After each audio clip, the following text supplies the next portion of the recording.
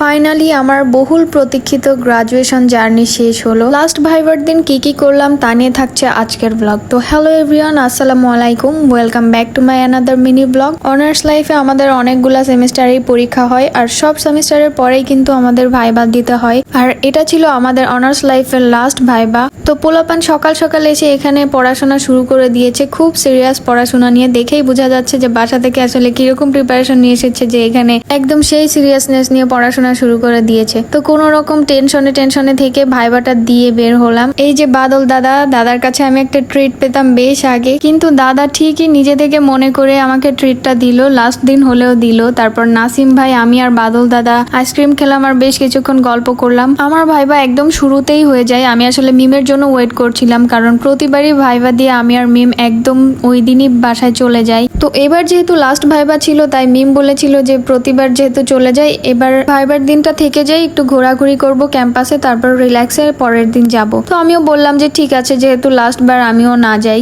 এটা হচ্ছে আমাদের ক্যাম্পাসের লেকে অনেক দিন আসা হয় না। যখন আমি ফ্রেশার ছিলাম তখন আমরা প্রায়ই লেকের পাড়ে আমরা বান্ধবীরা সবাই মিলে ঘুরতে আসতাম, আর এখন ঘুরতে যাওয়ার নাম নিলে তেমন কাউকেই খুঁজে পাওয়া যায় না। তো যাই হোক, লেকের পাড় থেকে ঘোরাঘুরি শেষ করে কিছু ছবি টবি তুলে বের হয়ে আসলাম। এসে একটা ভ্যান নিয়ে আমরা মেন গেট থেকে আমি আর মিম খাবার নিয়ে আমার হলে যাচ্ছিলাম। তারপর হলে যেয়ে দেখি যে আমাদের হলের যে ছাদের গেট, ওই গেটের তালা খোলা। অনেকেই ছাদে ঘোরাঘুরি করছে। আমাদের নর্মালি সেইভাবে ছাদে উঠতে দেয় না, সবসময় তালাই মারা থাকে। এটা বেসিক্যালি দোতলার ছাদ, 3 তলার একটা গেট আছে, ওটা দিয়ে এই ছাদে ওঠা যায়, কিন্তু সবসময় তালা মেরে রাখা হয়। হলের কোনো কাজ করানো হচ্ছিল, যার জন্য তালাটা খোলা হয়েছিল। সেই সুযোগে আমরা সবাই উঠে একটু ঘোরাঘুরি করে নিলাম। মাঝে মাঝে যদি এভাবে একটু তালাটা খুলে দিত তাহলে বেশ ভালোই লাগতো। তো এইভাবেই সবকিছু মিলিয়ে আমার দিনটা বেশ ভালোই কেটেছিল, আলহামদুলিল্লাহ। আজকের ভিডিও এ পর্যন্তই। সবাই ভালো থাকবেন, সুস্থ থাকবেন, আর আমার ফিউচার জার্নির জন্য দোয়া করবেন। আল্লাহ হাফেজ।